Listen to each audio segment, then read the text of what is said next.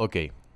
Esta aula abre uma série de podcasts que estarei criando com aulas que eu tenho preparada, aulas que eu utilizei por algum tempo enquanto lecionava em universidades e agora estarei disponibilizando para a internet.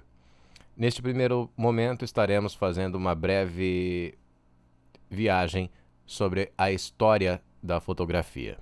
Muito prazer, eu sou Beto Godoy e estamos começando então um resumo sobre a história da fotografia.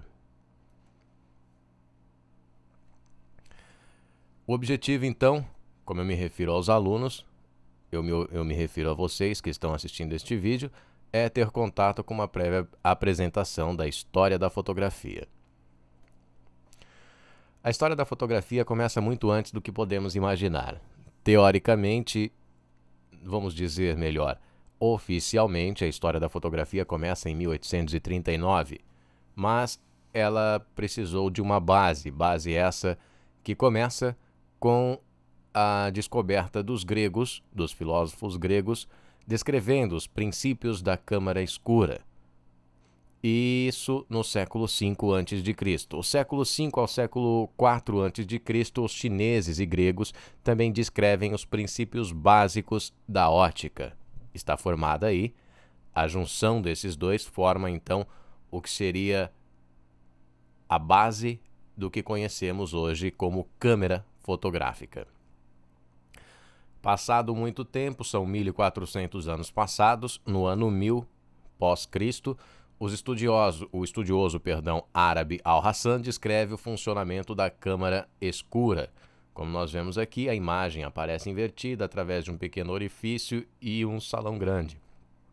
No princípio, quando os gregos descobrem a câmara escura, ou os princípios básicos disso, são através de grandes câmaras, grandes salas ou cavernas, coisas do gênero que possibilitavam pequenos feixes de luz entrarem e as sombras refletidas na parede oposta de forma invertida, e tudo isso vem sendo estudado ao decorrer de muitos anos até chegarmos no Al-Hassan, que descreve o funcionamento do que foi dito como câmera escura. Passados mais 500 anos, temos Giovanni Battista Porta publicando detalhes da construção da câmara escura. Em 1664, Isaac Newton mostra que a luz branca é composta por diferentes cores, que seria o que nós vemos no arco-íris. As cores do arco-íris são as cores brancas.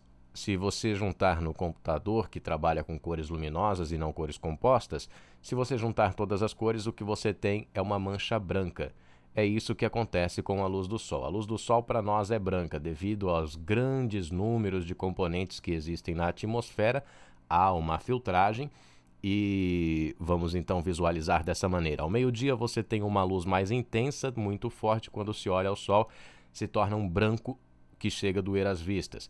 Quando o Sol chega ao horizonte, vulgarmente dizendo, se pondo, você tem um contato maior, a luz do Sol precisa transpor uma quantidade maior de componentes da atmosfera, principalmente líquidos, vapores de água que estão suspensos no ar, vapores que têm uma tonalidade mais puxada para o azul, filtrando o que nós vemos são cores avermelhadas. Por isso o pôr do Sol, ou o Sol quando está ao horizonte, nos apresenta de uma forma mais avermelhada. Mas na verdade a luz, na sua origem intensa e pura, ela é branca. Isaac Newton, em 1664, mostra para a gente que ela pode ser dividida por várias cores.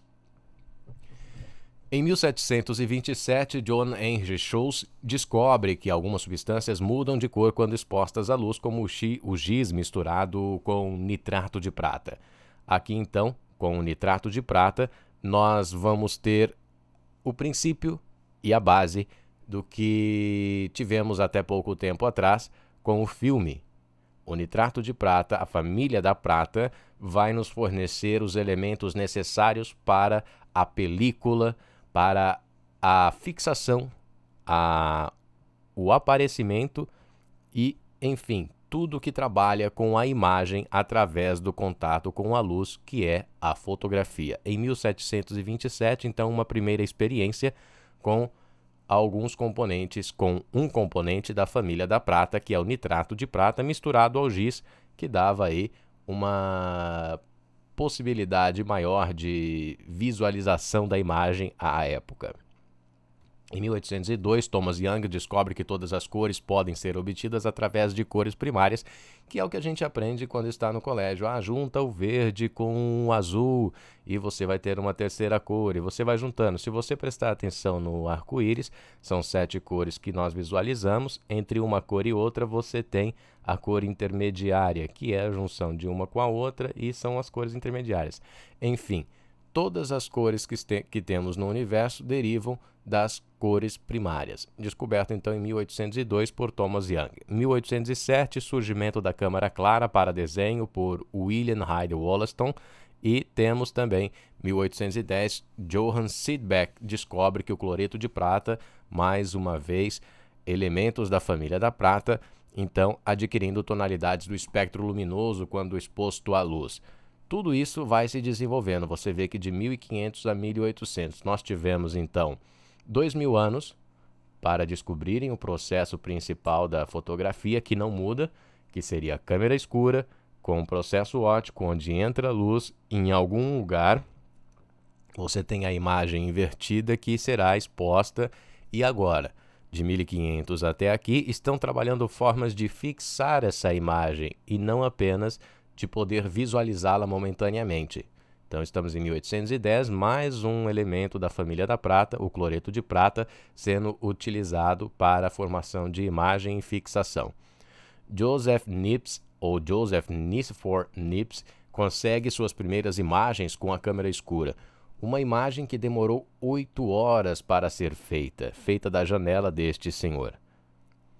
Em 1819, John Herschel descobre o poder de fixação do hipossulfito de sódio, também muito utilizado no que nós temos na fotografia da película. Em 1826, Joseph Nicephore, ou Joseph Niepce, mais popularmente conhecido, usa o betume da Judéia, que é um tipo de piche, que seria como o piche de rua. Ele usou o betume da Judéia para sensibilizar placas metálicas, e aí já temos base sendo utilizada para a fixação da imagem. 1829, também Niepce e Louis-Jacques Mandé Daguerre, que é o que dá o nome ao primeiro equipamento oficialmente chamado de câmera fotográfica, que é o daguerreótipo, formam uma sociedade para o desenvolvimento da fotografia em 1829. Surge, então, 10 anos mais tarde, a fotografia oficialmente dita. 1833, William R. Fox Talbot consegue fazer imagens fotográficas inalteráveis através de uma máquina feita por ele. Reza a lenda que a sua esposa, por muitos ciúmes, porque Talbot ficava vários dias a fio no porão da sua casa desenvolvendo e pesquisando os princípios da fotografia, ela várias vezes quebrou os seus equipamentos que ele tanto pesquisava. Tudo por ciúme, enfim, por falta de um marido que se dedicou mais à fotografia do que a própria esposa. Em 1837, Louis-Jacques Mandé Daguerre fez o seu primeiro daguerreótipo.